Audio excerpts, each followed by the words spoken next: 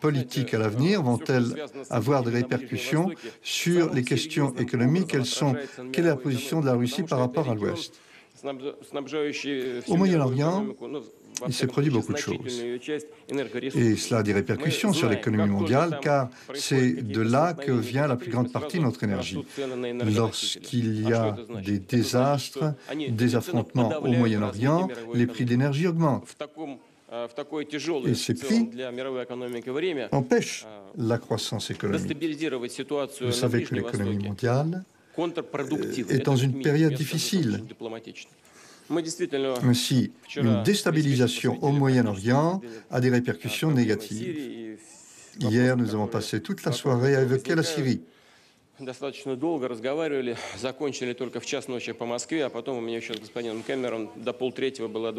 avons terminé à 1h et à 2h30 du matin, j'ai eu un entretien bilatéral avec M. Decameron. Monsieur Cameron, qui m'a déclaré que cette division entre moitié-moitié était importante, mais ce n'est pas tout à fait vrai. L'Arabie saoudite, les États-Unis, la France, la Grande-Bretagne, etc., sont en faveur d'une intervention militaire. Monsieur Cameron était également pour une intervention, mais le Parlement britannique s'est exprimé contre. L'Allemagne a aussi été prudente et n'est pas prête à participer à une intervention militaire. La Russie, la Chine, l'Inde et l'Indonésie, le plus grand pays musulman au monde, le Brésil, l'Argentine, l'Afrique du Sud, l'Italie,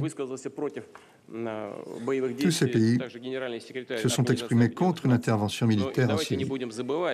Tout comme le secrétaire général des Nations Unies, Ban Ki-moon. Vous savez par ailleurs que le pape s'est exprimé en disant clairement qu'une nouvelle vague d'intervention militaire était inacceptable.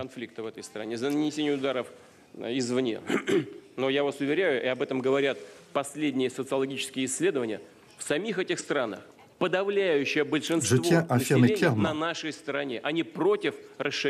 que dans la plupart de ces pays, dans tous les pays que j'ai évoqués, les gens s'opposent à une intervention militaire.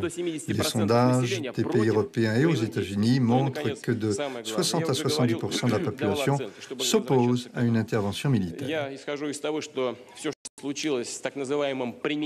Je voudrais dire d'emblée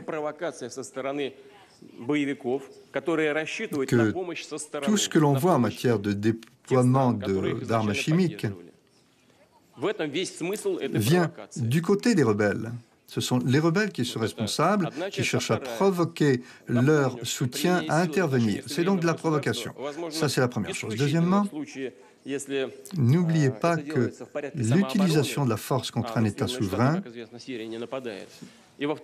si c'est l'autodéfense, d'accord, mais vous savez que la Syrie n'attaque pas les États-Unis, et ceci ne peut intervenir qu'avec l'approbation des Nations Unies.